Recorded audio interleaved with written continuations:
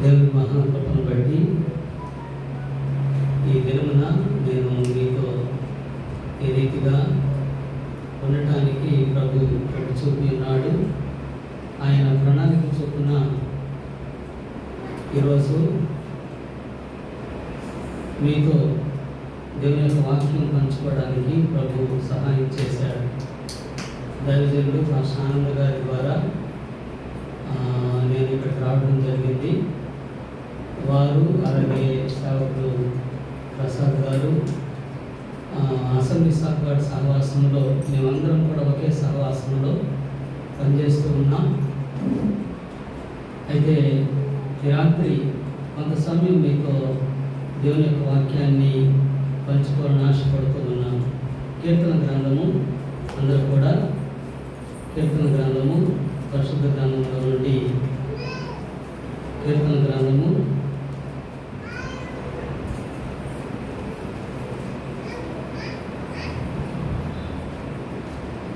34వ సంకీర్తన, కీర్తన గ్రంథము 34వ సంకీర్తన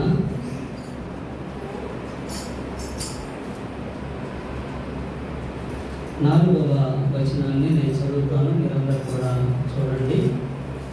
తీగల వారందరూ కూడా తీసి మాటలు చూడండి. కీర్తన గ్రంథము 34వ సంకీర్తన 4వ వచనం.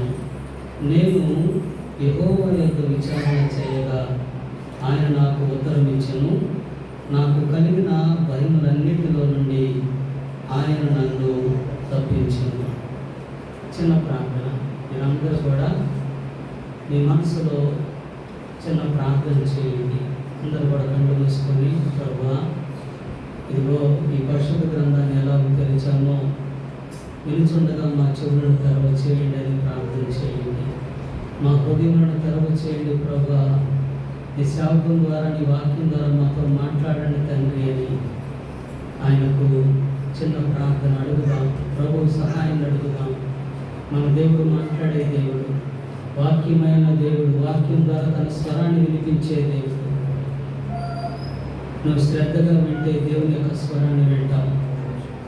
నీ దేవుడని యెహోవా సెలవిచ్చు మాట నువ్వు శ్రద్ధగా ఆలకించాలని ద్వితీయోపదేశ కాండంలో రాయబడి ఉన్నది. ఈ రాత్రి ప్రభువుని అడుగుదాం. దేవా, ఈ రాత్రి వెలుగలిగిన చెవిని గ్రహించే మనసును సరిదిద్దుకునే హృదయాన్ని నాకు దయచేయండి తండ్రి. ఈ రాత్రి నాతో మాట్లాడండి ప్రభా. నాతో చేరువచ్చిన మా అందరితో మాట్లాడండి. మీరే మహిమ పొందుకోమని యేసుక్రీస్తు పరిశుద్ధ నామమున స్తుతించి ప్రార్థించి వేడుకొనుచున్నాము తండ్రి. ఆమేన్. ఆమేన్. దేవునికి స్తోత్రం. లేదా రెండు చేతులకి హల్లెలూయా, హల్లెలూయా. ఓకే, నేను మాట్లాడుతున్న భాష క్లియర్గానే ఉందిగా, ఏ తేడా లేదు కదా? ఓకే, మంచిది. ఇందాక సేవకులు పరిచయం చేసినట్లు ఆ పేరు రాజరత్నం. నేను ఆంధ్రప్రదేశ్ రాష్ట్రం నుండి వచ్చాను. ఆంధ్రప్రదేశ్ రాష్ట్రంలో ప్రకాశం డిస్టిక్ నుంచి వచ్చాను. ప్రకాశం డిస్టిక్ హెడ్ క్వార్టర్ ఒంగోలు మాది.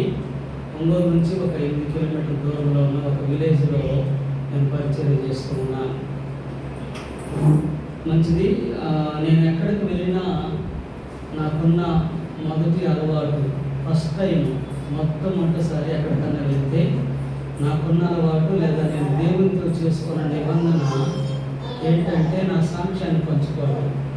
అసలు నేను ఎవరు ఏంటి అనేది నా గురించి నన్ను నేను మీకు ఇంట్రడ్యూస్ చేసుకోవడానికి. అది నా అలవాటుగా మాత్రమే కాకుండా నేను దేవునికి ఇచ్చిన మాట కూడా ఉంది. దేవునికి ఇచ్చిన మాట ఏంటి అనేది నా సాక్ష్యం నేను చెప్తాను. ముందు చదువుకున్న ఈ వచనము నా సాక్ష్యానికి ముడిపడి ఉంది కాబట్టి ఈ వాక్య భాగాన్ని జాగ్రత్తగా విందాం. కీర్తనాకారుడైన దావీదు రచించినటువంటి సంకీర్తన ఇది. ఈ కీర్తనలో ప్రార్థన చేస్తూ తను దేవుని స్తుతిస్తూ పలికినటువంటి మాట ఏమంటున్నాడంటే, నేను యెహోవా యొక్క విచారణ చేయగా ఆయన నాకు ఉత్తరం ఇచ్చెను. నాకు కలిగిన భయములన్నిటిలో నుండి ఆయన నన్ను తప్పించును అని రాయబడి ఉన్నది.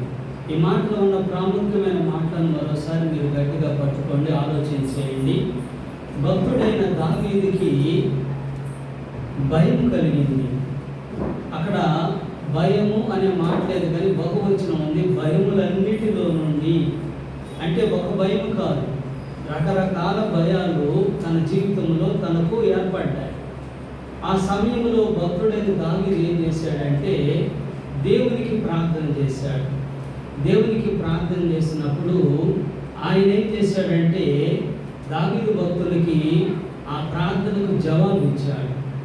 జవాబిచ్చి ఏ విషయాల్లో అయితే భయపడుతూ ఉన్నాడో, ఏ విషయాల్లో అయితే వేదన చెందుతూ కలవరపడుతూ ఉన్నాడో వాటన్నిటిలో నుండి భక్తుడిని దేవుడు తప్పించాడు. అది ఈ ఒక్క వచనంలో ఉన్న భావం అంతా అర్థమైంది కదా. ఇంకొకసారి సింపుల్గా చెప్తాను. దావీదుకి కొన్ని భయాలు కలిగినాయి. ఆ భయాల్లో దావీదు దేవునికి మొరపెట్టాడు. దేవుడు ఆ ప్రార్థనకు ఉత్తరం ఇచ్చి తన కలిగిన భయములన్నింటిలో నుండి తప్పించాడు. ఇది చదువుకున్న వచనంలోనే అర్థం. పిల్లరా, భక్తుడైన దావీదు రాజు కాకముందు రచించినటువంటి కీర్తన ఇది. ఏ సందర్భంలో రచించాడు అని అంటే పైన మనకు ఉంటుంది. అబీమెలెకు అనే రాజు ఎదుట వెర్రివాని వలె ప్రవర్తించి అతని దగ్గర నుంచి తోలివేయబడిన తర్వాత రచించినటువంటి సంకీర్తనగా ఇక్కడ పైన మనం చూడగలం. దావీదు తన జీవితంలో ఎన్నో భయాలను తను కలిగి ఉన్నాడు. ముఖ్యంగా ఆ భయము ప్రాణ భయము. ఏ భయం చెప్పండి? ప్రాణ భయము. ఎప్పుడు తన ప్రాణాన్ని తీస్తారో, ఎప్పుడు తనను చంపుతారో, ఎప్పుడు తనను అంతం చేస్తారనే ప్రాణ భయం చాలా ఎక్కువగా ఉంది. శత్రు భయం చాలా ఎక్కువగా ఉంది. ప్రాణ భయము, శత్రు భయం, శత్రువుల ద్వారానే ప్రాణ భయం, అది చాలా ఎక్కువగా ఉంది.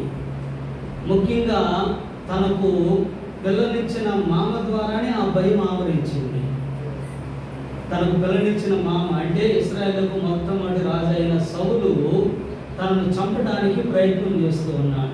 ఎందుకు చంపడానికి ప్రయత్నం చేస్తూ ఉన్నాడు అని అంటే తనకు వస్తున్న మంచి పేరును చూసి వారవలేక, తనకు వస్తున్న మంచి పేరును చూసి, దావీదు యొక్క మంచి గుణ లక్షణాలను బట్టి, దావీదు యొక్క సుబుద్ధిని బట్టి, దావీదు యొక్క ప్రవర్తనను బట్టి మంచి పేరు వస్తుంది దావీదుకి. అనేక మంది దావీదుకు జయపడుతున్నారు. అనేక మంది దావీదును ఎంతగానో పొగుడుతూ ఉన్నారు.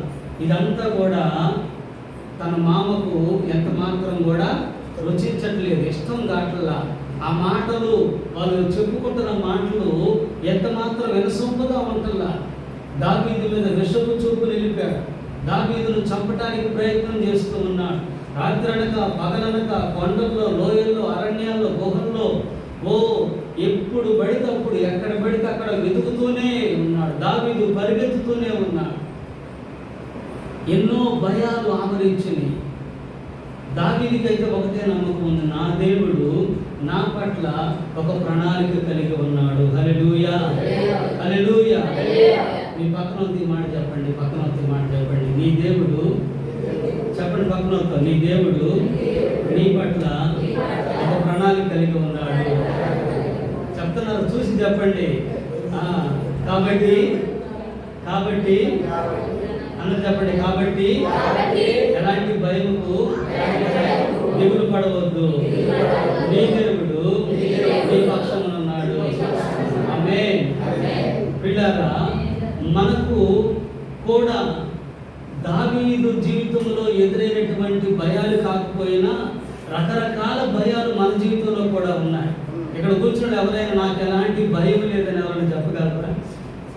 పిల్లల భయం ఉంటుంది, ఎదుగుతున్న పిల్లల భయం ఉంటుంది, అలాగే అప్పుల భయం ఉంటుంది, ఇక స్థలాల గురించిన భయాలు ఉంటాయి, రకరకాల భయాలు ఉంటాయి. ఇక చెప్పాలంటే ఒక వ్యాపారం చేసే వ్యక్తికి అతనికి ఉండే భయాలు అతనికి ఉంటాయి. వ్యాపారం అభివృద్ధి చెందుతుందా లేదా, కొత్తగా షాప్ పెట్టుకుంటే ఎలా నడుస్తుంది, ఎన్నో ఆలోచనలు, రకరకాల భయాలతో ఈనాడు మనుషులు ఎంత మాత్రం కూడా ప్రశాంతమైన జీవితాన్ని గడపలేకపోతూ ఉన్నారు. ఎవరికి ఉండవలసిన భయాలు వారికి ఉంటూ ఉన్నాయి. రాజకీయ నాయకులకు ఉండే భయాలు వారికి ఉంటున్నాయి. రేపు ఎలక్షన్స్లో మేము గెలుస్తామా లేదా అన్నా కదండి, మన ఓట్లు పడతాయా లేదా, ఎన్ని సీట్లు వస్తాయి, రకరకాల ఆలోచనలు భయాలు ఆవరించుకుంటాయి. అయితే దేవుని పిల్లలంగా దేవుని దగ్గరకు వస్తున్న మనము, ఇదిగో ఈ పరిశుద్ధ గ్రంథాన్ని చేతబట్టుకొని వస్తున్న మనము బైబిల్ గ్రంథం ద్వారా ఏమి నేర్చుకోవాలి అని అంటే, ఇదిగో భక్తుల యొక్క మాదిరి జీవితాన్ని మనము వింటున్నప్పుడు, వారిని గురించి నేర్చుకుంటున్నప్పుడు, ప్రభువా మాకు అట్టి కృపను అనుగ్రహించని మనము ప్రార్థన చేయాలి. హల్లెలూయా. దావీదు భక్తుడు కూడా భయాలు ఉన్నాయి. అయితే భయంతో తను ఏం చేశాడు? ఇతరులాగా అతను ప్రవర్తించలేదు. ఉదాహరణకి ఇక్కడ ఒరిస్సా రాష్ట్రంలో, ఒడిస్సా అంటారు, ఇప్పుడు పేరు మారింది కదా, ఒడిస్సా రాష్ట్రంలో నాకు ఆ న్యూస్ పేపర్స్ వార్తలు పెద్దగా తెలియదు. మా ఆంధ్రప్రదేశ్లో అప్పుల బాధ తాళలేక రైతు ఆత్మహత్య. భయము, ఈ అప్పులు ఎలా తీర్చాలి, వేసిన పంట పండగ, చేతికొచ్చిన పంట అకాల వర్షాలకు మొత్తం తుడిచిపెట్టుకొని పోయి, రకరకాల భయాలు. ఈ భయాల వలన మనుషులు ఏం చేస్తున్నారంటే, అయ్యో ఇన్ని లక్షలు తీసుకొచ్చి పెట్టుబడి పెట్టాను, ఈ అప్పు ఎట్లా తీరేది, పిల్లల పెళ్ళిని ఎట్లా చేసేది, ఎలా జరుగుతుంది, నాకు ఏమి అర్థం కావట్లేదని ఏం చేస్తున్నారంటే, పురుగుల మందు డబ్బా తీసుకునేది, పొలంలో తాగి చనిపోతూ ఉన్నారు, ఆత్మహత్య బాయిలో దూకుతూ ఉన్నారు. ఇక రకరకాలు మీరు గమనించినట్లయితే, ఇందాక చెప్పినట్టు ఇక్కడ ఒడిశాల పరిస్థితి నాకు తెలియదు. ఆంధ్రాలో మొన్న intermediate 10th class exams results కూడా వచ్చేసినాయి. రిజల్ట్స్ వచ్చిన రోజే ఆ ఎగ్జామ్స్లో ఫెయిల్ అయ్యామని ఆడపిల్లలు, ఇంటర్ చదివిన పిల్లలు ఇంటర్ ఫెయిల్ అయ్యామని చాలామంది ఆత్మహత్యలు చేసుకున్నారు. భయం ఆవరిస్తూ ఉంది జీవితం. ఈనాడు రకరకాల భయాలు, యవనస్తులకు భయాలు ఉన్నాయి, పిల్లలకి భయాలు ఉన్నాయి, కుటుంబంలో భార్యకు, భర్తకు, ఎంతో మందికి రకరకాల భయాలు ఆవరించి ఉన్నాయి. అయితే లోకంలో మనుషులు ఏం చేస్తున్నారు? ఇప్పుడే చెప్పాను, వారికి భయం ఆవరించినప్పుడు వాళ్ళు సైతాను గాడి మాటలు వింటున్నారు. ఇక నీకు అలాంటి అవకాశము లేదు, ఎప్పుడు తీర్చే మార్గం లేదు, చస్తే ఓ పని అయిపోద్ది, ప్రభుత్వం ద్వారా ఎంతో కొంత లబ్ధి పొందొచ్చు, ఈ కుటుంబము బాగుపడిద్దని చెప్పేసి సాతాను గారు చెప్పే మాటలు చెవులో విని ఆత్మహత్యలకు పాల్పడుతున్నారు, భయాలు ఆవరించి. అయితే లోకస్తులు అలా చేస్తారు. ఇందాక నేను చెప్పినట్టు ఈ పరిశుద్ధ గ్రంథం పట్టుకొని ప్రార్థనకు వస్తున్నామే, మరి మనకు ఎదురవుతున్న భయాల గురించి మనం ఏం చేయాలి? నేను మళ్ళీ ఈ మాట గుర్తు చేస్తున్నా. బైబిల్ గ్రంథంలో ఉన్న భక్తుల యొక్క మాదిరికరమైన జీవితాన్ని చదవటం ద్వారా, దైవ సేవకుల ద్వారా వినటం ద్వారా మనము ధైర్యం తెచ్చుకోవాలి. హల్లెలూయా. ఇదిగో భక్తుడైన దావీదు కూడా ఎన్నో భయాలు ఆవరించినాయి. నాకు కలిగిన భయములన్నిటిలో నుండి, ఎన్ని భయాలు ఆవరించినాయో, నాకు కలిగిన భయములన్నిటిలో నుండి నా దేవుడు ఏం చేశాడంటే నన్ను తప్పించాడు. ఆ భయాలను తప్పించాడు. ఎప్పుడు జరిగింది ఇది? మొరపెట్టినప్పుడు. ఎప్పుడు? ప్రార్థన చేసినప్పుడు, దేవుణ్ణి కన్నీటితో వేడుకున్నప్పుడు. ఈ రాత్రి మీరు కూడా దేవుని సన్నిధిలోకి వచ్చారు, ప్రార్థన చేయబోతూ ఉన్నారు, ఇంతవరకు దేవుని స్తుతించి ఆరాధించి ఉన్నారు. అయితే నీకున్న అవసరతలు ఎలాగున్నా, నీకున్న భయాలు ఎలాగున్నా, నీ భర్త ఇంకా మారలేదా, ఇదిగో నీ బిడ్డలు ఇంకా మారలేదా, నీ సమస్యలు తీరట్లేదా, నీకున్న ఇబ్బందులు తొలగిపోవట్లేదా, దేని గురించి నువ్వు భయపడుతున్నావు, దేని గురించి నువ్వు దిగులు చెందుతూ ఉన్నావు, ఈ రాత్రి ఈ వాక్య భాగాన్ని బట్టి, భక్తుల యొక్క జీవితాన్ని బట్టి మీరు ధైర్యం తెచ్చుకోమని మనం చేస్తూ ఉన్నాం. ఏమంటున్నాడంటే, నేను యెహోవాకు మొరపెట్టాను, ఆయన యొక్క విచారణ చేశాను. విచారణ చేయటం అంటే ప్రార్థన చేయటమే. నేను యెహోవా యొద్ద విచారణ చేయగా ఆయన నాకు ఉత్తరం ఇచ్చెను. ఇక్కడ మన దేవుడి గురించి ఒక మాట చెప్తాను. ఇది మీకు అందరికీ తెలిసిన మాటే, జస్ట్ గుర్తు చేస్తున్నా. మన దేవుడు ఎలాంటి దేవుడు అంటే ప్రార్థనలకు జవాబిచ్చే దేవుడు. హల్లెలూయా. మన దేవుడు ఎలాంటి దేవుడు? ప్రార్థనలకు జవాబిచ్చే దేవుడు. ఇదిగో దావీదు భక్తుడు అంటున్నాడు, నేను యెహోవా యొద్ద విచారణ చేయగా ఆయన నాకు ఉత్తరం ఇచ్చాడు, జవాబిచ్చాడు, నా ప్రార్థన ఆలకించాడు. ఆలకించి ఏం చేశాడు అని అంటే, నాకు ఏ భయాలైతే ఉన్నాయో ఆ భయముల నన్ను తప్పించాడు. వీళ్ళారా, మరోసారి ప్రశ్న మీ ముందుస్తున్నాను. మీకు మీ జీవితంలో ఏదో ఒక భయం చేత ఒకవేళ ఇక్కడ చేరి ఉండవచ్చు, ఏదో ఒక భయం నిన్ను ఆవరించి ఉండవచ్చు, ఏదో ఒక ఆలోచన నిన్ను వెంటాడుతూ ఉండవచ్చు. అయితే ఈ రాత్రి దావీదు భక్తుల వలె నువ్వు మొరపెట్టగలవా? ఆయన విచారణ చేయగలవా? నేను మరలా చెప్తున్నాను, మన దేవుడు ప్రార్థనలు ఆలకించే దేవుడు, ప్రార్థనలకు జవాబిచ్చే దేవుడు. ఆనాడు దావీదుకు జవాబిచ్చి ఎలాగో బైబిల్ అన్నింటిలో నుండి తప్పించాడో, ఈరోజు నీవు కూడా ప్రార్థన చేస్తూ ఉండగానే ఆయన నీకు కలిగిన ఎలాంటి భయమైనప్పటికీ వాటన్నిటి నుంచి తప్పించి నీ జీవితంలో కావాల్సిన నెమ్మదిని, శాంతిని, సమాధానాన్ని హృదయంలో నింపుతాడు. హల్లెలూయా. నమ్మిన వారు గట్టిగా స్తోత్రం చెప్పండి. హల్లెలూయా. ఇది దేవుని మాట, నేను చెప్తున్న మాట కాదు. దావీదు భక్తునికి ఎన్నో భయాలు ఆలోచించింది. తనే మాత్రం ఇతరులాగా కృంగిపోవాలా, ఆత్మహత్య చేసుకోవాలా, భయపడి పారిపోవాలా, లేదా దేవుని విడిచిపెట్టలేదు. చాలామంది ఏం ప్రార్థనలే, ఎంతో కాలం నుంచి వెళ్తున్నాను, నాకు అసలు ఏమాత్రం నెమ్మది లేదు, నా కుటుంబం ఎంత మాత్రం సమాధానం లేదు, నా ప్రార్థనకి జవాబే రావట్లేదని నిరాశపడిపోయి ప్రార్థనా జీవితంలో క్రమక్రమేపీ తగ్గిపోతూ ఉంటారు. విశ్వాసం డౌన్ అయిపోతూ ఉంటుంది. ఎలాగంటే బీపీ డౌన్ అయినట్టు. బీపీ డౌన్ అయిపోతే పరిస్థితి ఎలాగ ఉంటుంది ఆ బీపీ ఉన్న వాళ్ళకి మాత్రమే తెలిసింది. షుగర్ డౌన్ అయిపోతే మనిషి పరిస్థితి ఎలా ఉంటుందో అది ఉన్న వాళ్ళకి తెలిసింది. విశ్వాసం డౌన్ కాకూడదు, ప్రార్థనా జీవితం తగ్గిపోకూడదు. దేవుని దగ్గరకు వస్తున్న మనము క్రమక్రమేపీ మన విశ్వాసం పెరుగుతూనే ఉండాలి. ప్రార్థనా సమయాన్ని పెంచుకుంటూనే ఉండాలి. దేవుని మీద ఎక్కువగా ఆధారపడుతూ ఉండాలి. ఆయన ప్రార్థనలు ఆలకించే దేవుడు, జవాబిచ్చే దేవుడు, భయాలన్నింటిలో నుంచి తప్పించే దేవుడు.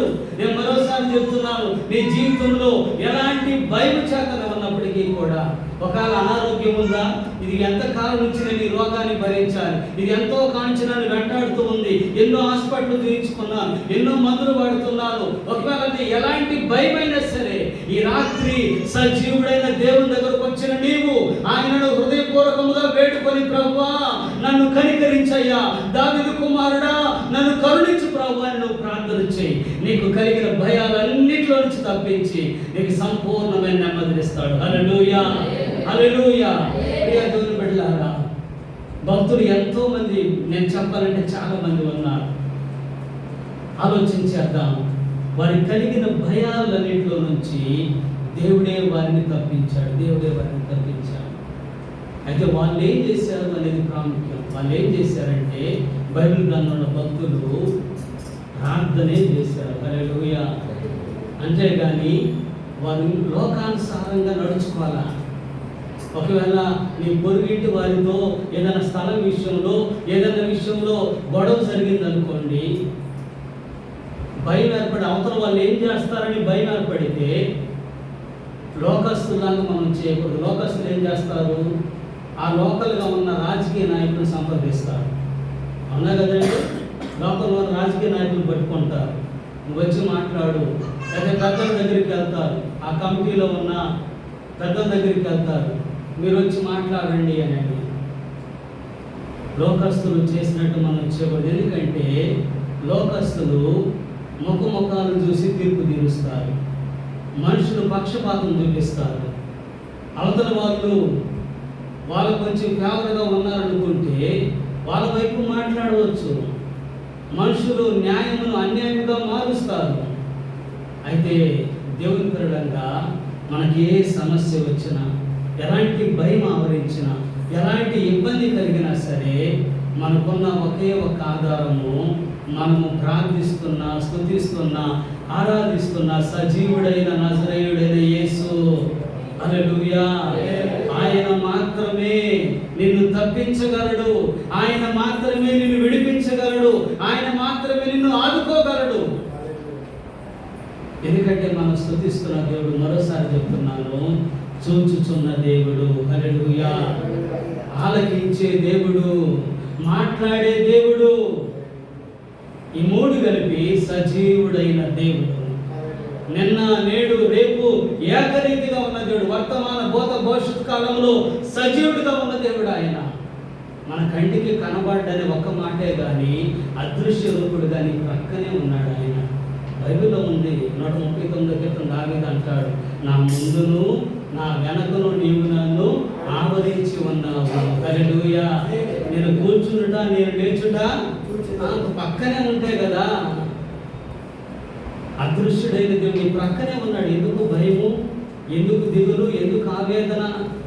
నీకు ఎలాంటి భయం ఉన్నా, ఎలాంటి ఆలోచన ఉన్నా, తిరిగితనం వస్తున్నా, కంగారు పడుతున్నావా, నెమ్మది లేకుండా ఉన్నావా, ప్రభువా ఏంటి నా పరిస్థితి, నాకేం అర్థం కావట్లేదు అంటున్నావా, ఎవరితో చెప్పుకో, మాకు దేవుని సన్నిధిలోనికి రా. బలిపీఠం దగ్గర మోకరించి కన్నీరు కార్చి ప్రార్థన చేయి.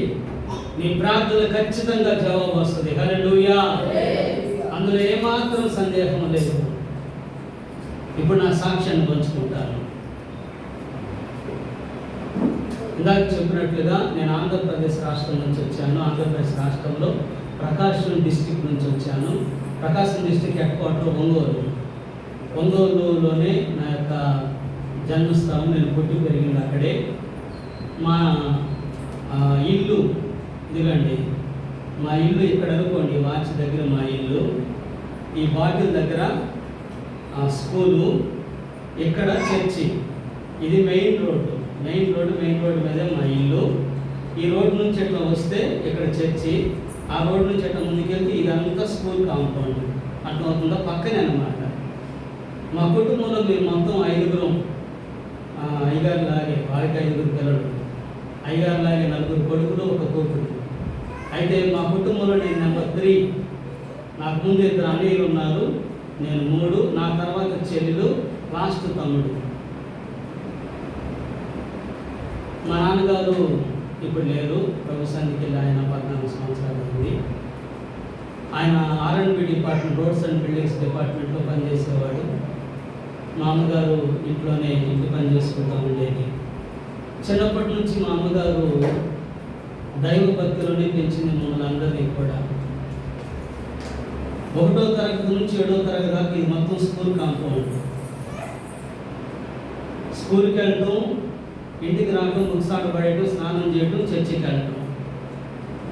ప్రతిరోజు ప్రార్థనలు ఉండేవి. అప్పుడు ఇప్పుడు తక్కువ అయిపోయింది, ఎందుకంటే భక్తి ఎక్కువైపోయింది చాలామందికి. అప్పుడు ప్రతిరోజు ప్రార్థనలు ఉండేవి. ఒకవేళ ఈ చిన్నబాబు వరకు చెప్తున్నాను, ఈ బిడ్డతల్లి ఎవరైనా ఉంటే ఏమనుకోవద్దు. చిన్నబాబు స్కూల్కి వెళ్తా ఉన్నాడు, సైకిల్ మీద వెళ్తూ ఉన్నాడు.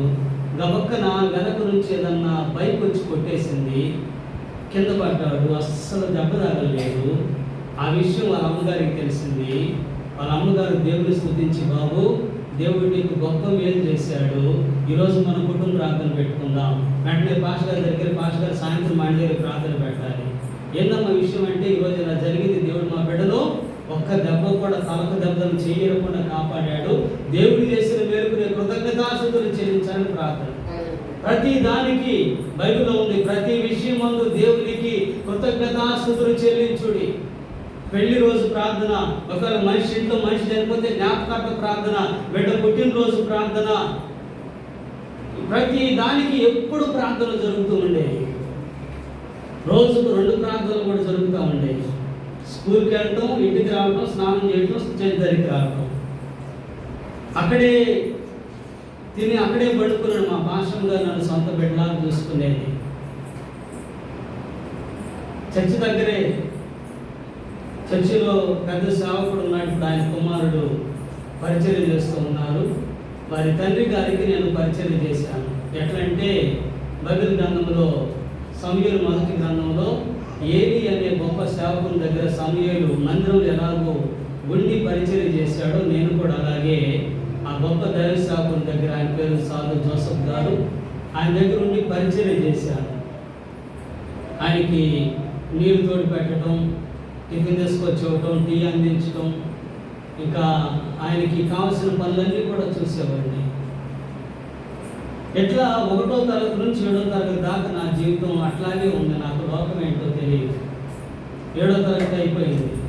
ఇప్పుడు ఇక్కడి నుంచి, ఇది మా ఇల్లు అనుకోండి, ఇది మా ఇల్లు. ఇక్కడి నుంచి 1.5 కిలోమీటర్ దూరంలో ఒంగోలు బస్ స్టాండ్కి దగ్గరలో ఒక పెద్ద హై స్కూల్ ఉంది. అదే బాయ్స్ హై స్కూల్, పెద్దది పీవీఆర్ బాయ్స్ హై స్కూల్ అంటారు.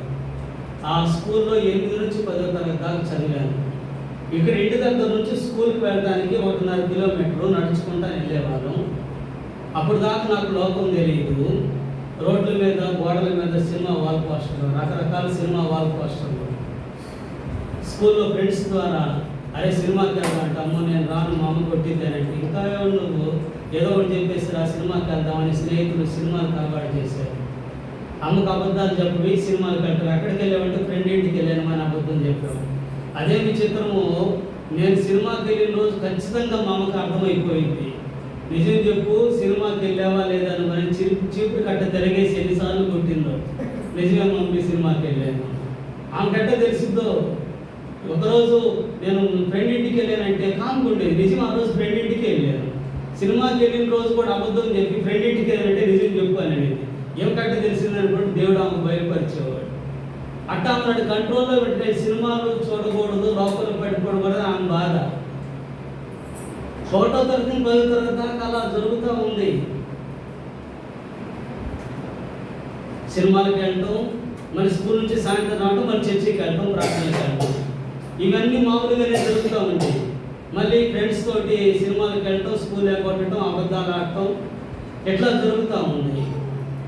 10వ తరగతికి వచ్చాను. 1993 సంవత్సరం నేను 10th క్లాస్ చదివిన సంవత్సరం. 1993లో నేను 10th క్లాస్ చదివాను. అప్పుడు ఒకరోజు మా అన్నయ్య ఫ్రెండ్ వచ్చి కొన్ని బుక్స్ ఇచ్చి, ఒక 5-6 పుస్తకాలు ఇచ్చి, ఇవి మీ అన్నయ్య ఆర్మర్లో పెట్టు అని చెప్పేసాను అన్నాడు. అప్పుడు నేను కుర్రోడి కదా, అర్మర్లో పెట్టకుండా స్టైల్గా ఈ బుక్స్ ఇక్కడ నుంచి అర్మర్లో అట్లా వేస్తే ఎన్ని పడతాయి అన్నట్టుగా ట్రై చేద్దాం అన్నట్టుగా ఆ బుక్స్ అని ఇట్లా పట్టుకొని అర్మర్లో అట్లా విసిరేసాను. విసిరేస్తే 3 పుస్తకాలు ఆడబడ్డాయి, 3 పుస్తకాలు కింద పడ్డాయి. ఆ పుస్తకాలు కింద పడినప్పుడు చల్ల చెదరు క్రమంగా లైట్ కట్ట పడతాయి, చల్ల చెదరికి పడతాయా? చల్ల చెదరికి పడినప్పుడు ఆ మధ్యలో ఒక పుస్తకం ఉంది. అది బూతు బొమ్మల పుస్తకం, మంచి పుస్తకం కాదు, చెడ్డ బొమ్మలు అందులో ఉంటాయి. చెడ్డది నేను ఆ పుస్తకం చూడటం ఫస్ట్ టైం. ఆ పుస్తకం నాకు కంటపడింది. నేను దాన్ని చూసి దాపెట్టుకొని పదే చదవటం మొదలుపెట్టాను. తర్వాత మా అన్నయ్య అడిగాడు, నా ఫ్రెండ్ ఇచ్చిన బుక్స్ అంటే అర్మర్లో పెట్టాను అన్న. ఇయ్యనా అంటే అయ్యే నాకు ఇచ్చిన, నాకు తెలియదు ఆడ పెట్టానని అబద్ధం చెప్పాను. ఎవరికి తెలియకుండా రాత్రులు ఆ బుక్ తీసుకొని చదవటం, ఆ బొమ్మను చూడటం, నా మనసు అంతా పాడైపోయి ఆ 10వ తరగతి చదువుతున్నప్పుడే శరీర కోరికలతో, కామాతులతో నా జీవితం వల్ల మనసు అంతా కూడా పాడైపోయింది. అయితే కృప కలిగిన దేవుడు, ప్రేమ కలిగిన దేవుడు, నా తల్లి గర్భంలో ఉన్నప్పుడే నన్ను తన పని కొరకు ఏర్పరచుకున్న దేవుడు, నేను తప్పిపోవటం ఇష్టం లేక ఆయన ఒక పని చేశాడు. ఏం పని చేశాడు తెలుసా? ఒక చిన్న దోమకు ఆజ్ఞాపించాడు. ఆ దోమ వచ్చి నా కాలును కొట్టింది. నా కాలు వచ్చేసి బోధకాలు అయిపోయింది. బోధకాలు అంటే తెలుసా? బాగా ఎంత లాభం అవుతుంది. నాకేం అర్థం కాదు. ముందు ఇక్కడ నొప్పి వచ్చింది, తర్వాత ఇక్కడ నొప్పి వచ్చింది, తర్వాత కాలు చిన్నగా పెద్దది అవుతూ ఉంది. ఎక్కడ పడలేదే, కాలు ఏంటి ఎట్లా అవుతుందని చెప్పేసి అనుకున్నాను. తర్వాత మా అమ్మ చూసి కాలు ఏంటంటే నాకు తెలియదు, మా నాన్నగారికి చెప్పింది. మా నాన్నగారు హాస్పిటల్ తీసుకెళ్ళాడు. డాక్టర్ గారు పరిశీలన చేసి దిస్ ఈజ్ పైలేరియా అంటే బోధకాలు. కాలు ఎంత అయిందాక ఏం చేస్తున్నావు అని అంటే, మా నాన్నగారు ఇంటి పట్టు సరిగా ఉండేవాడు కాదు. అంటే ఆయన డ్యూటీ చేసుకొని రావడం ఆయనకు ఒక పిచ్చి ఉండేది. మంచి మ్యూజిషియన్ అనమాట. నాటకాలకి, డ్రామాలకి వాయిద్యం వాయించడానికి, గిటార్ ప్లే చేయడానికి వెళ్ళేవాడు. ఇక కుటుంబంలో ఉదయాన్నే మార్కెట్కి వెళ్తాడు. మా పిల్లలకి కూరగాయలు కావాల్సినవన్నీ తీసుకొచ్చి పడేస్తాడు. వచ్చి డ్యూటీకి వెళ్ళిపోతాడు. డ్యూటీ నుంచి వచ్చి ప్రోగ్రామ్స్కి వెళ్ళిపోతాడు. ఎప్పుడో పొద్దుపోయి వస్తాడు. ఉదయాన్నే లేచి పనికి వెళ్ళిపోతాడు. ఇక మా గురించి అంతా మా అమ్మగారు చూసుకునే. మా నాన్నగారు నేను సరిగా ఉండలేను ఇంటి దగ్గర, అందువల్ల పట్టించుకోలేదని అంటే, సరే ట్యాబ్లెట్స్ రాస్తాను, ఒక 40 days కోర్సు, ఇది వాడి చూడండి అని అన్నాడు. మా నాన్నగారు చిన్నగా నవ్వాడు. ఎందుకు నవ్వుతున్నావు అని అన్నాడు. అప్పుడు మా నాన్న చెప్పాడు డాక్టర్ గారితో, వీడు ట్యాబ్లెట్లు మింగడండి అని అన్నాడు. అప్పుడు డాక్టర్ గారు, ఏందబ్బా ఎందుకు ట్యాబ్లెట్లు మింగవరా నువ్వు అని అన్నాడు. నేను వెంటనే నాకు నా యేసయ్య తగ్గిస్తాడు అని అన్నా. ఎందుకు ఆ మాట అన్నానంటే, ఇది చిన్న వయసు నుంచి ఆ పాస్టర్ గారి చిన్న కొడుకు ఉన్నారు కదా, చిన్న వయసు నుంచి చెప్పే కదా, సండే స్కూల్లో దేవుని సన్నిధిలోనే పెరిగాను. వాక్యాలు అనేవి యేసయ్య గుడ్డివాడిని బాగు చేయటం, పక్షవాలను బాగు చేయటం, ఇవన్నీ కథలుగా మా పాస్టర్ గారు సండే స్కూల్ టీచర్స్గా ఉండి చెప్పడం ద్వారా చిన్నప్పటి నుంచే నాకు దేవుని మీద విశ్వాసం బాగా పెరిగింది. ఎంతగా అంటే నాకు ఇంత వయసులో తలనొప్పి వచ్చింది అనుకోండి, మా అమ్మతో చెప్పేవాడిని కాదు, మా నాన్నతో చెప్పేవాడిని కాదు. వెంటనే నాకు చిన్న బైబిల్ ఉండేది, ఆ బైబిల్ ఓపెన్ చేసి యేసయ్య గుడ్డివాడిని బాగు చేసుకున్న ఆ పోర్షన్ చదువుకొని, యేసయ్య నాకు ఈ తలనొప్పి తగ్గించాయని స్వస్థపరిచే దేవుడు అయ్యా అని విశ్వాసంతో ప్రార్థన చేసుకొని ఆ బైబిల్ పై పెట్టుకొని పండుకునేవాడిని. మీరు నమ్మండి, అది తలనొప్పి అయినా, జ్వరమైనా, కడుపు నొప్పి అయినా, చెవిపోటైనా, ఏదైనా సరే నాకు ఆ చిన్న వయసులో కలిగిన కొద్ది విశ్వాసాన్ని దేవుడు చూసి టాబ్లెట్ అనేది వేసుకోకుండా అద్భుతంగా దేవుడు తగ్గించేవాడు. హల్లెలూయా. ఆ విశ్వాసంతో నేను డాక్టర్ గారితో నాకు నా యేసయ్య తగ్గిస్తాడని అన్నా. డాక్టర్ గారు అనేవారు, పిచ్చోడా, యేసయ్య గారు తగ్గించేది మర్యాదగా పిల్లలు ఆడుకో అని చెప్పేసి పంపించేశాడు. ఇంటికి వచ్చిన తర్వాత మా నాన్నగారు నాకు ఒకటే మాట చెప్పాడు. అప్పటికి మా ఇంటికి కుడివైపున అంత దూరంలో కోటేశ్వరరావు అని ఒక ఆయన ఉన్నాడు, ఎడమవైపున అంత దూరంలో వెంకాయం అని ఒక ఆమె ఉంది. వాళ్ళిద్దరికి బోధకాలు ఉన్నాయి. వారిద్దరిని గుర్తు చేస్తా, నువ్వు మర్యాదగా పిల్లలు మింగకపోతే వాళ్ళ కాలు చూసావు ఎంతలాగా అవుతాయో, నీ కాలు కూడా అట్లాగే అయిపోయింది. మర్యాదగా పిల్లలు మింగు, నేనేం చేయలేను. అంతకుముందు చాలాసార్లు బిల్లలు మింగమని అంటే జ్వరం తగ్గకపోయినప్పుడు, ఎప్పుడైనా టైఫాయిడ్ ఎట్లా వచ్చినప్పుడు కొట్టేవాడు, చాలాసార్లు బిల్లలు మింగేవాడిని కాదు. మర్యాద బిల్లలు మింగితే నేనేం చేయలేని చెప్పేసి ఆయన వెళ్ళిపోయాడు. ఆ 40 ట్యాబ్లెట్స్ ఇట్లా, ఆ 2 అట్టలు ఇట్లా పట్టుకొని, ఒక అట్టకి 20 ట్యాబ్లెట్స్ ఉన్నాయి.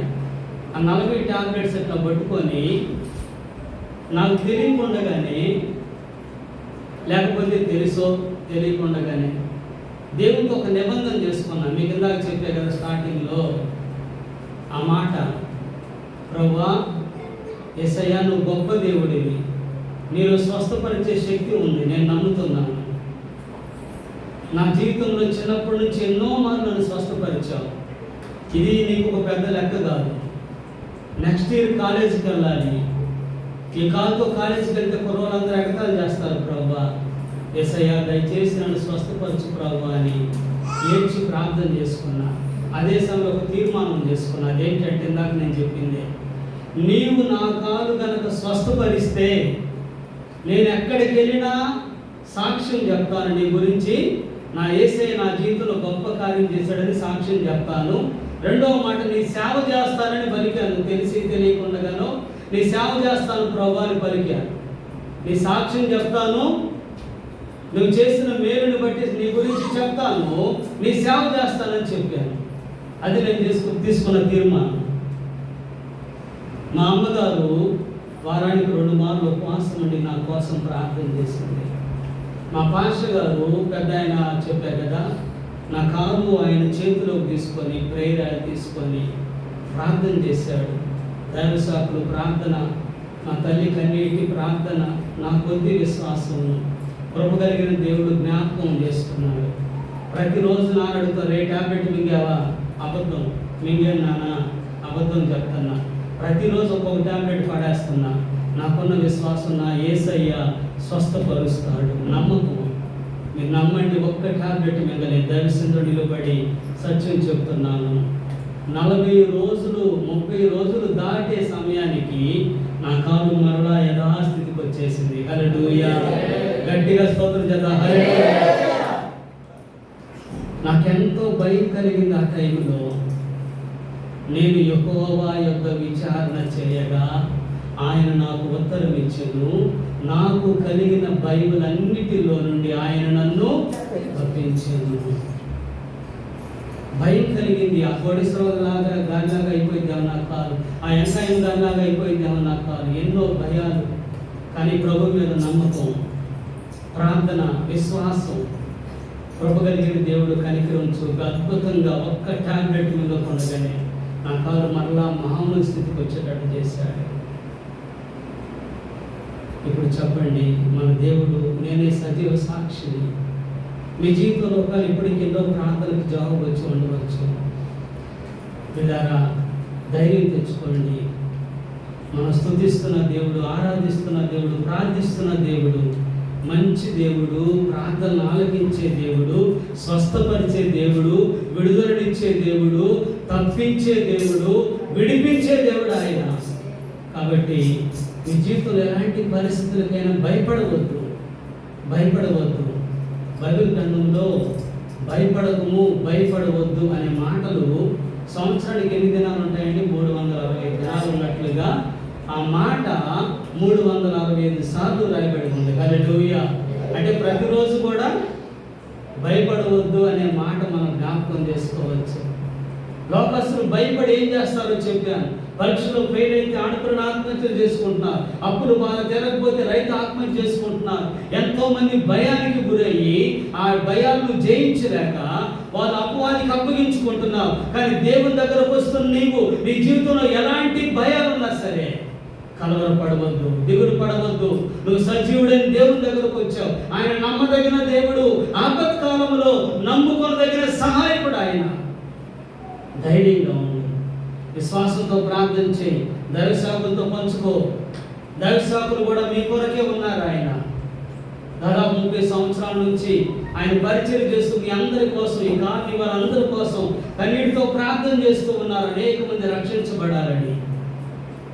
పిల్లరా, విశ్వాసాన్ని కోల్పోవద్దు, ధైర్యంగా ఉండండి. మన దేవుడు అన్నింటిలో నుంచి విడిపించే దేవుడు, అన్నింటిలో నుంచి తప్పించే దేవుడు. మరణ భయం నీ ముందున్నా సరే దేవుని బిడ్డలు ఎలా ఉంటారు తెలుసా? ధైర్యంగా ఉంటారు. హల్లెలూయా. బైబిల్లో మాట చెప్తున్న ఆ మాట కాదు, సామెతల గ్రంథంలో నీతిమంతులు సింహం వలె ధైర్యముగా ఉందరు. హల్లెలూయా. నీతిమంతులు ఎలా ఉంటారంట? సింహం ఎంత ధైర్యంగా ఉంటుంది. దాని ముందు ఎంత పెద్ద జంతువు ఉన్నా కానీ భయపడుతుంది, ధైర్యంగా ఉంటుంది. నీతిమంతులు అంటే యేసు ప్రభు రక్తం చేత కడగబడిన వారు, ప్రభు చేత ప్రేమించబడుతున్న వారు, ప్రభువుని ఆరాధించేవారు ధైర్యంగా ఉండాలి. ఏమాత్రం ఎలాంటి పరిస్థితులకైనా భయపడకూడదు. నేను హింసిస్తున్నా, బాధిస్తున్నా, నీ మీద అబద్ధముగా చెడ్డ మాట పలుకుతున్నా కృంగిపోకూడదు. బైబిల్ గ్రంథంలో ఒక వ్యక్తిని మీకు జ్ఞాపకం చేస్తాను.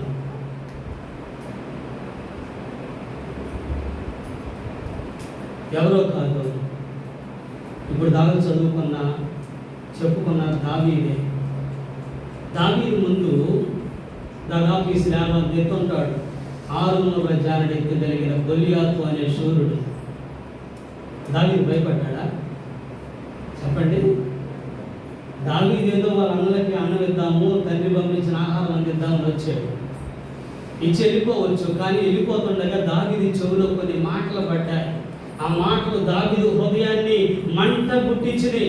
ఎవడ్రాయుడు సున్నతిరేడు ఫిలిష్తీయుడు జోము గల దేవుని బిడ్డలైన మమ్మలను తిరస్కరిస్తున్నాడు, మమ్మల్ని దూషిస్తున్నాడు. ఎవడు అసలు ఏంది అసలు వాడి సంగతి ఏందని కనుక్కున్నాడు. నేను వాడితో పోట్లాడతానన్నాడు. మరి వద్దురా బాబు, నువ్వు ఇంటికి వెళ్ళిరా అంటున్నారు. లేదో నేను వాడితో పోట్లాడతాను అంటున్నాడు. దావీదేమో బాలుడు, వాడు చూస్తే ఆజానుబాహుడు, యుద్ధ నైపుణ్యం కలిగిన వాడు, శూరుడు, బలాఢ్యుడై ఉన్నాడు. అసలు ఒప్పుకోట్ల దావీదులో నేను వాడిని ఖచ్చితంగా జయిస్తాను, నేను వాడితో పోట్లాడతాను, నన్ను పంపించను అంటున్నాడు. అది మాకై మేము చేసేది కాదయ్యా, రాజుగారు అనుమతితో రాజుగారి దగ్గర తీసుకెళ్దాం అని రాజుగారి దగ్గర తీసుకెళ్ళాడు. రాజుగారు చూస్తాను, ఏదో పిల్లవాడిని పట్టుకొస్తున్నారు. ఏదబ్బా ఏ సంగతాను? వీడెవడో చూడు రాజుగారు, వెళ్ళిపోమంటే వెళ్ళిపోవటం లేదు, నేను వాడితో యుద్ధం చేస్తాను, నన్ను పంపించి అంటున్నాడు అని అంటున్నాడు. అరే బాబు, నువ్వు బాలుడురా నాయన, వాడైతే చిన్నప్పటి నుంచి విద్యాభ్యాసం చేసిన వాడు, వాడితో నీకు పోటీ ఏంది? వాడు నువ్వు జయించలేవని అన్నాడు రాజుగారు కూడా. దావీదు ఏమన్నాడు తెలుసా? నేను నా తండ్రి గొర్రెలు కాయించుండగా సింహం వచ్చింది, ఎలుగుబంటి వచ్చింది, నేను భయపడలా, చీల్చి పడేసేసాను, తరిమేసేసాను. ఆఫ్టర్ లీడంతా నన్ను పంపించి నేను వాడికి యుద్ధం చేస్తాను అంటున్నాడు. వీడంతా చెప్పి నేనేటట్లేదు. సరే నీ బాధ నువ్వు పడని, మరి యుద్ధానికి వెళ్ళాలంటే ఇవన్నీ ధరించుకోవాలి అబ్బాయి అని ఆ హెల్మెట్ పెట్టాడు, శిరస్త్రాణము, కవచాలని ధరింపజేస్తున్నాడు, అన్నీ కడుతున్నాడు. దావీదు కంటే ఎక్కువ బరువు ఉన్నాయి అవి.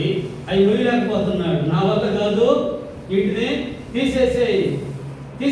మరి వాడితే ఎట్లా యుద్ధం చేస్తావురా నువ్వు? మీరు చూస్తూ ఉండండి, ఈరోజు వాడిని తల తెగ నలుగుతానని చెప్పేసి అన్నాడు. ఒరే బాబు, వాడితో యుద్ధం చేయడానికి నీ వల్ల కాదురా. బైబిల్ ఉన్న మాట, నీకు బలము చాలదు అని అంటాడు సౌలు రాజు. నీకు బలము చాలదు అంటాడు.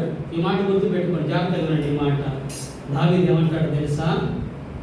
నా బలము నా దేవుడే. హల్లెలూయా, హల్లెలూయా. ఈ మాట మీ పక్కనతో చెప్పండి. నీ బలము నీ దేవుడే. చెప్పండి, నీ బలము నీ దేవుడే.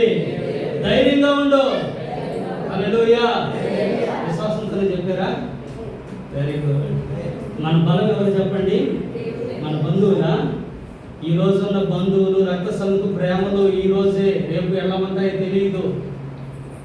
వాళ్ళకి ఏదైనా అనుకోకుండా కలిసి వస్తే తోడబుట్టి వాళ్ళు కూడా మారిపోతున్నారు. అవునా కదండి? ఎంతవరకు తోడబుట్టిన వారు, ఎంతవరకు రక్త సంబంధికులు, ఎంతవరకు బంధువులు. చాలా మంది నా బంధువులు ఉన్నారు, నా ఇంటి పేరు గల ఉన్నారు, నా ఫ్రెండ్స్ ఉన్నారు, వాళ్ళే నాకు చాలా అని అనుకుంటా ఉంటారు. వాళ్ళు ఎవరు కాదు, నీ బలము నీ దేవుడే. దావీదు అందుకే కీర్తన రాస్తూ 18వ కీర్తన మొట్టమొదటి ఏమంటాడు తెలుసా? దాని మీద చక్కని పాట కూడా రాశాడు. ఆ కీర్తన, యెహోవా నా బలమా యథార్థమైనది నీ మార్గం. కూర్చో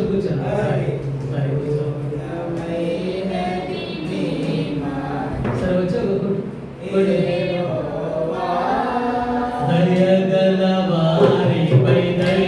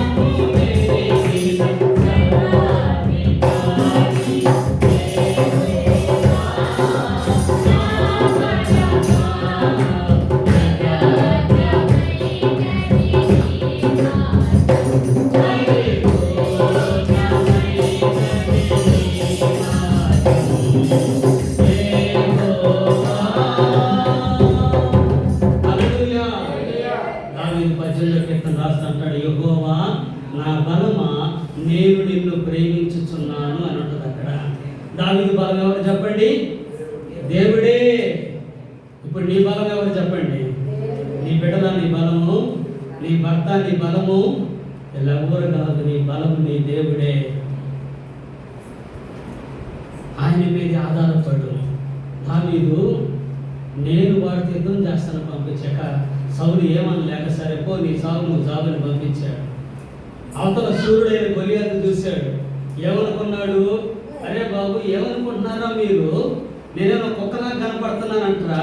ఒక పిల్లోడికి కర్ర ఇచ్చి పంపించారు. దావీదు గొర్రెల కాపరి కదా, చేతిలో కర్ర ఉంటుంది. నేనేమో కుక్కలా కనపడుతున్నానా మీకు? ఒక పిల్లోడికి కర్ర ఇచ్చి పంపించారు నన్ను దూరమని. రమ్మని వాడిని ఈరోజు వాడు ఇసిరిసి అవతలేస్తానన్నాడు. దావీదు కూడా రా చూసుకుందామని అన్నాడు. పరిగెత్తుకుంటూ పోయాడు. 500 రాళ్ళు ఒక్క రాయి బడిసెలో పెట్టి గిరా గిరా గిరా గిరా గిరా తిప్పి నుదుటి మీద కొట్టాడు. దెబ్బకి దెమ్మ తిరిగి మైండ్ బ్లాక్ అయిపోయి వెనకబడిపోయాడు. అప్పుడు దావీదు పరిగెత్తుకుంటూ వెళ్ళి వాడి కత్తి తీసుకొని వాడి తలను తెగ నరికేశాడు. దావీదు భయపడలేదు. దేవుని నమ్ముకున్న వారు భయపడరండి. దేవుని నమ్ముకున్న వారు భయపడరు, ధైర్యంగా ఉంటారు. దావీదు జీవితంలో తను ప్రాణ భయంతో ఎన్నో భయాలు ఆవరించడం మనం ముందు చూసుకున్నాం. అయితే ఆ భయాలు కలిగినప్పుడు దిగులు పడలేదు, కృంగిపోలేదు. దావీదు చేసిన పని ఏంటంటే దేవునికి మొరపెట్టాడు. దేవునికి మొరపెట్టాడు. ఆయన ఎంతో విచారణ చేశాడు.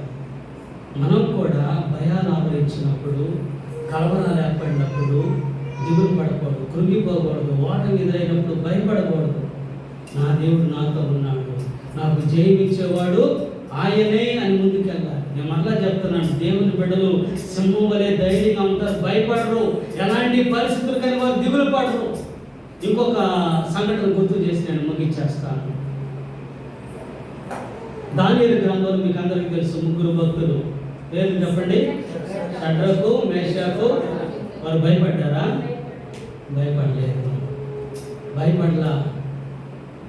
రాజుగారిని పేరు పెట్టి పిలిచారు, నెబుకద్నెజరు పేరు పెట్టి పిలిచారు. నెబుకద్నెజరు, నీవు నిలువబెట్టిన ప్రతిమకు మేము నమస్కారం చేయము. మా దేవుడు మండుచున్న వేడి మీద నీ అగ్నిగుండంలో నుంచి రక్షించడానికి సమర్థుడు.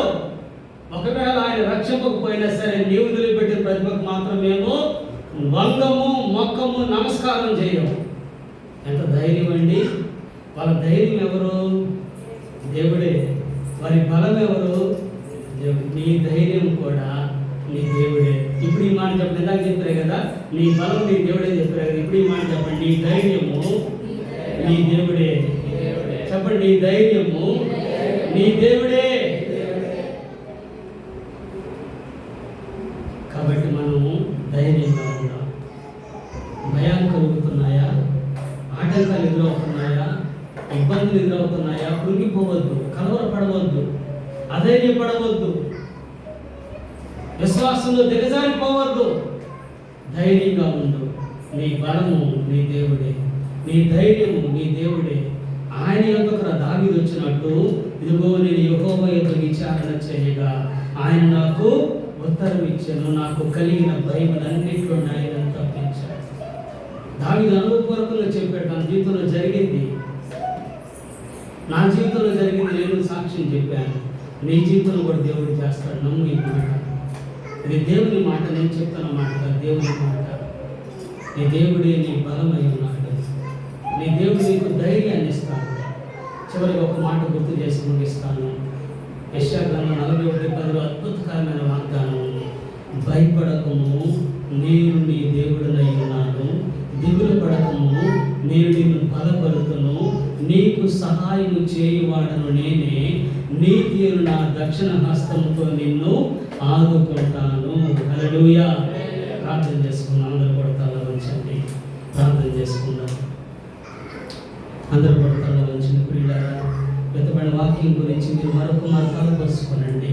మీ జీవితంలో ఏ మాత్రం కూడా నువ్వు కృంగిపోవద్దు. నీకు ఎలాంటి భయాలు ఎదురవుతున్నాయో నాకు తెలియదు. ఒకవేళ అప్పుల సమస్య ఉన్నవా, బిడ్డల గురించిన భయమా, నీ తోడబుట్టిన వారి గురించి భయమా, ఇళ్ళ స్థలం గురించి భయమా, లేకపోతే దేని గురించి భయపడుతూ ఉన్నావు? నువ్వు పనిచేసే చోట భయం నిన్ను ఆవరించి ఉందా? ఎలాంటి భయం నిన్ను ఆవరించి ఉన్నప్పటికీ కూడా ఇదిగో భక్తుడైన దావీదు మనకు మాదిరిగా ఉన్నాడు. దావీదు భక్తులు కూడా ఎన్నో భయాలు ఆవరించింది. అయితే దావీదు భక్తుడు చేసిన పని తిరిగి వారి వలె పారిపోలేదు. దేవుని సన్నిధిలో ప్రార్థన చేశాడు, ఆయన యొద్ద విచారణ చేశాడు, ఆయనకు మొరపెట్టాడు. కృప కలిగిన దేవుడు ఉత్తరం ఇచ్చాడు, భయములన్నిటిలో నుంచి తప్పించాడు. రే సహోదరి, గొలియాతును చూసి దావీదు భయపడ్డా. అందరూ భయపడుతున్నారు. యుద్ధ నైపుణ్యం కలిగిన వారు ఇశ్రాయేలు సైన్యంలో చాలా మంది ఉన్నారు. వారందరూ భయపడుతున్నారు, కానీ బాలుడైన దావీదు భయపడలేదు. బయట వాళ్ళు భయపడినట్టు నువ్వు భయపడకూడదు సహోదరి, సహోదరుడా. ఎందుకంటే నువ్వు జీవము గల దేవుని నమ్ముకొని ఉన్నావు. సజీవమైన వాక్యం నీ చేతిలో ఉంది. ఎందుకు భయపడతావు, దిగులు పడతావు, కలవరపడతావు? ఇది మొదలుకొని ధైర్యంగా ఉండు. నీ దేవుడు నీకు తోడుగా ఉన్నాడు. నీకు బలం ఇచ్చేవాడు, నిన్ను ధైర్యపరిచేవాడు, నీ భయాలను తప్పించేవాడు ఆయనే. షడ్రకు, మేషకు, అబేద్నెగోలు ఎంత మాత్రం భయపడలేదు. మా దేవుడు రక్షించడానికి సమర్థుడని ధైర్యంగా చెప్పాడు. అద్భుతంగా దేవుడు వారిని రక్షించాడు. వెంట్రుక కమిలిన వాసన కూడా, వస్త్రం కాలిన వాసన కూడా లేదు. ఎంత గొప్ప దేవుడు మన దేవుడు. ఈ రాత్రి నమ్ముతున్నావు ఈ మాటలు? అయితే నీలో ఉన్న భయాన్ని పక్కన పెట్టి ధైర్యం తెచ్చుకో. నీ ధైర్యం నీ దేవుడే. కృపగల దేవా, పరిశుద్ధుడా, మీకు స్తోత్రాలు. ఈ రాత్రి నాయన మీరు ఇచ్చిన సందేశాన్ని బట్టి నేను స్తుతిస్తూ ఉన్నాను. ఎంతమంది శ్రద్ధగా ఉన్నారో వారితో మీరు మాట్లాడే నమ్ముచు ఉన్నాను. అలాగే తండ్రి, నేను నీతో చేసుకునే నిబంధన ప్రకారం మొదటిగా ఎక్కడికి వెళ్ళినా నీవు నా జీవితంలో చేసిన